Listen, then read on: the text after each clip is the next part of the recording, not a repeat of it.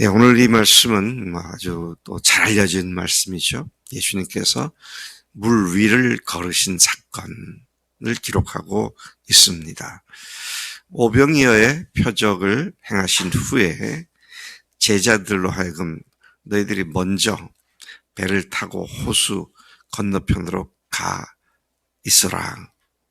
나는 산에 올라가서 기도를 해야겠다. 그리고는 당신에게 모여들었던 무리들을 다 돌려보낸 뒤에 산으로 가셔서 기도하셨습니다. 혼자 가신 것이죠. 그것에서 주님은 저녁 때부터 시작해서 한밤중이 되도록 계속 혼자 기도하고 계셨습니다. 그리고 앞서 제자들을 배를 태워 보냈는데 제자들 역시 배를 타고 가다가 배가 호수 한복판에서 그 배가 바람과 또 파도에 의해서 앞으로 제대로 가지 못하고 고생을 했다. 큰 어려움을 겪었다. 그렇게 말씀을 기록해 주고 있죠.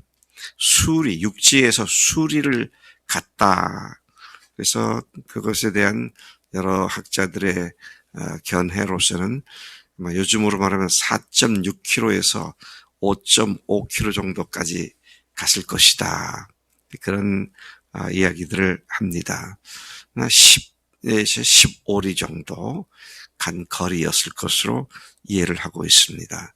꽤 먼 거리죠. 10 내지 15리 정도면은 적지 않은 거리인데, 근데 사실은 벌써 호수를 건너갔어도 갔어야 할 거리인데 거기서 지금 역풍과 경랑을 만나서 더 이상 진전하지 못하고 바람이 거슬러 불기 때문에 어려움을 겪고 있었습니다. 그렇게 제자들은 고생하고 있을 때 갑자기 멀리서 힘을 건 것이 물 위로 오는 것을 봤는데 그게 예수님인 것을 알게 되죠. 너무도 놀랐습니다. 아니, 어떻게 물 위로 걸어오는 거야? 유령이 아니야? 와, 유령이 보다! 그러면서 떨면서 소리 지르며 비명을 지르며 난리가 난 것이죠. 참, 제자들이 이렇게 한 것은 제가 10분 충분히 이해가 됩니다. 나도 그랬겠다. 우리 그 위에 우리 박성희 자매가 타고 있어도 그랬겠다. 그런 생각이 다 듭니다. 아니, 물 위로는 어떻게 사람이 걸어와요. 물 위로는 걸을 수 없는 게 모든 사람이 다 아는 사실인데 뭐가 걸어오니까 유령인 줄 알고 무서워서 크게 소리 질렀다. 본문이 그렇게 말하고 있습니다. 자, 이걸 보면은요, 참 우리는 자기들이 경험한 것 이상으로는 믿지를 않으려고 그래요. 자기들이 아는 범위 내에서만 믿으려고 그래요. 요즘 같으면 물 위로 누가 이렇게 배가 갔는데 달려오면 제트스키를 타고 왔나? 이렇게 그렇게 생각해도 할 수 있는데 그때는 제트스키라는 게 없었잖아요. 근데 그분이 와서 거기에 걸러오니까 자기들의 지식과 이해와 경험으로는 이건 유령이구나. 이제 이런 판단을 하게 되죠. 멀쩡한 주님을 유령이라고 생각을 하니까 기가 막힌 일 아닙니까? 오늘 우리도 이럴 수 있다는 겁니다. 내가 알고 내가 경험하고 내가 확신하는 범위 밖의 것은 다 받지 않으려고 하는 기본적인, 특별히 요즘은 우리 과학적인 상식이 그게 이제 모든 것의 잣대가 돼가지고 그렇게 되죠. 자, 그런데 예수께서는 그들이 무서워하는 것을 보시고 즉시 안심해라, 나다, 두려워하지 말라, 그렇게 말씀을 하셨죠. 안심시키셨습니다. 어떤 의미에서도요, 어떤 상황에서도 주님은 우리가 두려워하거나 걱정하거나 무서워하는 것을 원치 않습니다. 그래서 예수님께서 부활하셔가지고 제일 처음 제자들에게 나타나신 그 마지막 첫날 밤 제자들 나타났을 때 뭐라고 그러셨어요? 제일 첫 일성이 평안할지어다. 그죠? 바울이 그의 편지 맨 앞과 맨 끝에서 뭐라고 얘기하고 있습니까? 평강이 너에게 있을지어다. 하나님께서는 우리가 어떤 이유에서든지 어떤 상황 때문에라든지 누구 때문에라든지 평강을 잃지 않기를 원하시는 주님이신 것을 봅니다. 자, 그런 의미에서 나를 주님 앞에서 평안하지 못하게 만드는 것이 뭔가, 뭐가 나를 불안하게 만드는가를 살피는 것이 필요하죠. 여기 27절이 그렇게 말했고요. 이 말씀을 그러니까 이 말씀을 들은 제자 중에 베드로가 또 앞으로 나서죠. 두려워하지 말라, 안심하라 나니까 두려워하지 말라 하니까 주여, 만일 당신이 정말 당신이 맞다면 나를 명해서 물 위로 걸어오라고 말씀했어요. 전 이 물 위로 걸으신 사건 중에 이 베드로의 이 믿음을 자기가 본 예수님께 적용시켜서 자기의 믿음을 예수님께 대입시켜서 자기도 걷게 해달라고 하는 이 장면이 참 귀하다는 생각이 들어요. 왔구나. 예수님 맞는 거야?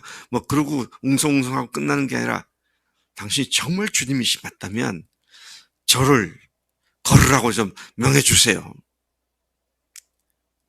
참 너무나 귀한 믿음이라고 생각되어집니다.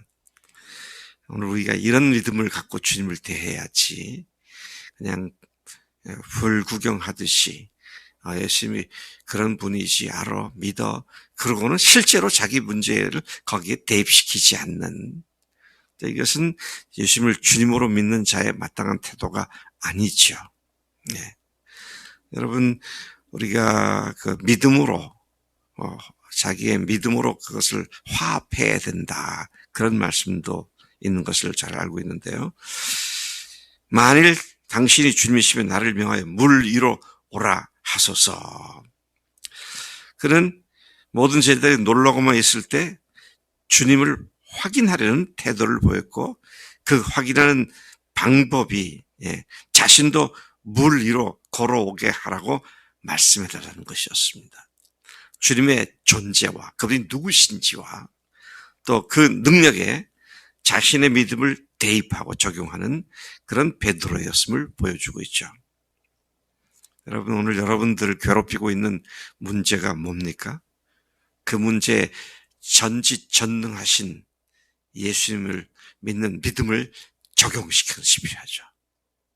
그분께서 그 문제에 답이 되어 주실 것을 믿고 적용시키는 것이 필요하다는 것입니다. 우리는 우리를 위해 죽으신 예수님이 부활하심으로써 하나님이심을 확실히 믿고 나의 주, 나의 하나님이라고 믿음으로 고백한 사람들입니다. 그러면서도 문제가 발생하면 발발 떨고 두려워한다는 건 전혀 그분을 믿음으로 적용시키지 않고 있는 그런 잘못된 믿음이다라는 생각을 해보지 않을 수 없습니다. 인간적으로는 불가능해 보이는 일이라도 우리의 능력이나 경험이 도저히 그 일을, 그 어려움을 감당할 깜냥이 못 되더라도 그분이 하실 것을 믿고 믿음으로 나 자신을 적용시키는 것이, 그게 살아있는 믿음이죠. 네. 그러한 믿음의 요청을 주님은 결코 무시하지 않으시고 응답해 주셨습니다. 29절에 come, 오라, 그렇게 말씀하시죠. 긴 말이 필요 없었습니다. 그냥 한마디, 외마디, 오라.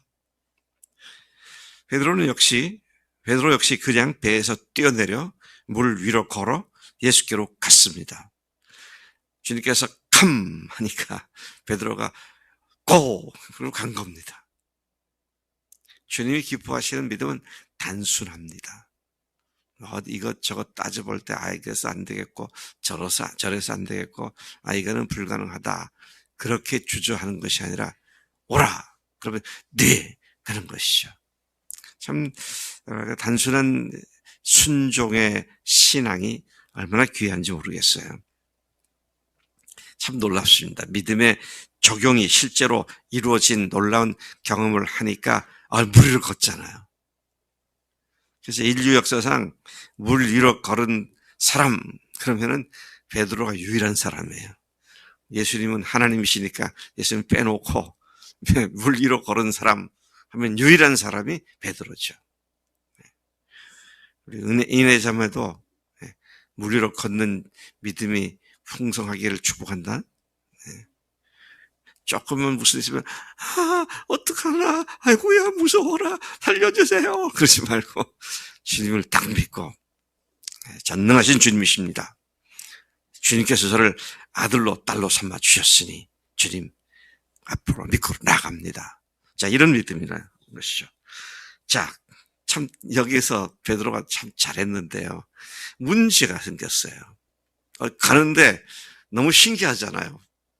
글쎄요, 그 가는 것이 거품을 딛고 가는 것 같은 느낌이었을까? 스펀지를 딛고 가는 느낌이었을까? 뭐 이런 생각을 해볼 수 있는데, 바람 부니까, 하고 지금 무서워졌잖아요. 그 순간 빠지게 되죠. 물속으로 쏙 들어가기 시작합니다. 그러니까 베드로가 주님 좀 도와주세요. 살려주세요. 그러잖아요. 주님께서 말씀을 하시는 것을 보니까 참 놀랍습니다. 믿음이 작은 자여 왜 의심하였느냐. 즉시 손을 내밀어서 붙잡아 주시고 하신 말씀이 이 믿음이 작은 자여.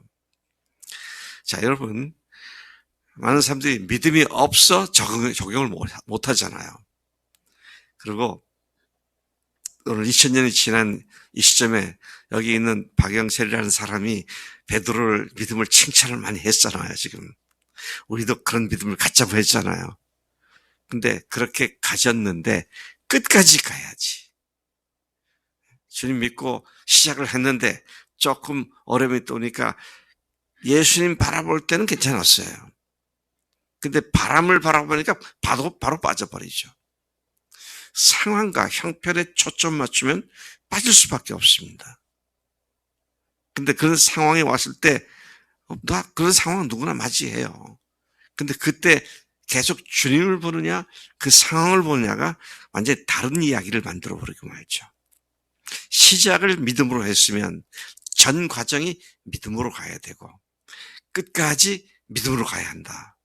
이 사실을 우리에게 일깨워주는 말씀인 것을 보게 되는 것이죠. 그래서 믿음이 있느냐 없느냐로부터 출발해가지고 그 믿음이 큰 믿음이냐 작은 믿음이냐. 그런 믿음이 있었는데 결국은 작은 믿음이었잖아요. 그래서 주님께서 딱 그를 갖다가 부르는 관용구로 뭐라고 그러셨어요? 믿음이 작은 자여 그랬습니다. 우리 나를 보고 믿음이 큰 자야 그러실까? 믿음이 작은 자야 그러실까? 주님께서. 제가 보니까 나래는 하나님께서 주님께서 믿음이 큰 자야 그러실 것 같아. 예. 상법인을 보고 큰 자라 그러실까 작은 자라 그러실까? 키 큰 자 말고 믿음이. 자, 우리가 시작을 믿음으로 했으면 과정도 믿음이어야 되고요. 끝을 보는 믿음이어야 합니다. 시작은 잘했는데 끝을 맞지 못하는 사람들을 일컬어 뭐라 그러죠? 용두사미 그러잖아요. 우리 믿음이 그래서는 안 되겠다. 처음부터 끝까지 그렇게 해야겠다. 자, 그 다음에 이제 배에 오르셨고 사람들이 놀라서 엎드려 절하면서 하나님의 아들이십니다. 베드로도 주는 그리스도시요 살아계신 하나님의 아들이십니다. 이 이야기는 다 메시아이십니다. 그런 뜻이잖아요. 메시아라는 말은 뭡니까? 이스라엘을 구원하신 분이십니다.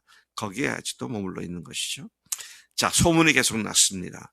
배를 타고 호수 건너편에 갔어요. 와, 거기도 가니까 사람들이 인산인해를 이룹니다.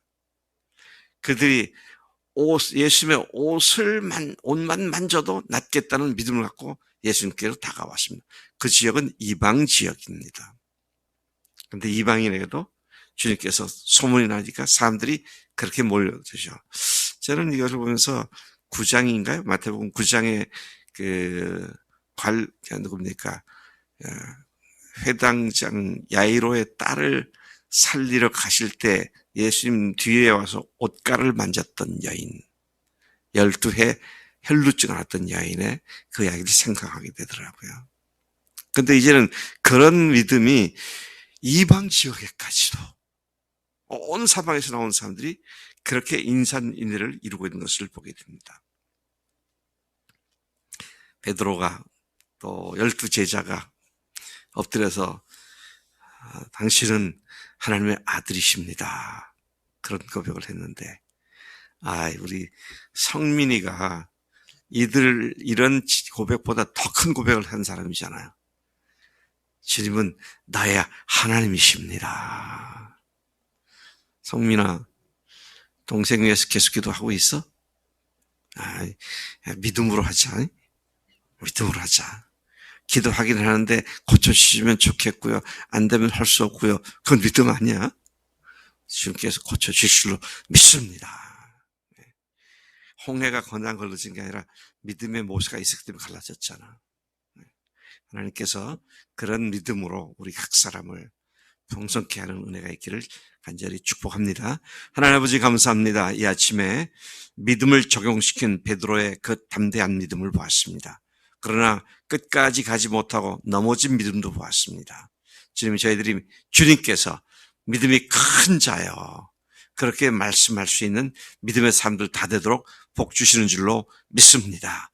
주님의 옷자락만 맞아도 낫겠다는 그런 믿음이 우리 가운데도 늘 풍성하여서 우리들이 만나는 여러 가지 문제들, 풍랑들, 어려운 것들 주님으로 말미암아 흔적조차 없어지는 깨끗한 믿음, 담대한 믿음, 큰 믿음의 용사를 하도록 복 주시는 줄로 믿습니다. 감사하고 예수님의 이름으로 기도를 쌉나이다. 아멘. 아멘.